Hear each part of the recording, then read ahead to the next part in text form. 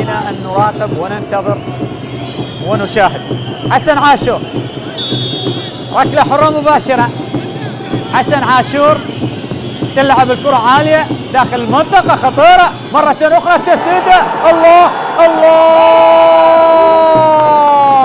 محمد مزهر يعود بالقرمة إلى التعادل ويرفض الاحتفال لأنه سبق وأن مثل نفط ميسان، بالتالي يعدل لصقور الغربية. 1-1، تسديدة جميلة، عودة الروح لهذا الرجل والابتسامة للسيد أحمد خلف، بالتالي 1-1 تعادل إيجابي. شوفها بالإعادة، الإبعاد من علاء، ولكن بعد ذلك المتابعة جاءت عن طريق محمد مزهر. يا سلام يا سلام، حطها صعبة على حارس المرمى، وبالتالي يعدل نتيجة المباراة هنا للقرمة 1-1.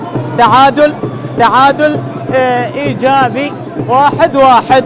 نعم، محمد مزهر يزيد عدد أهدافه وبالتالي يصل إلى الهدف الرابع في مسيرته مع هذا الفريق. سبق وأن سجل في مرمى الحدود ونفط البصرة.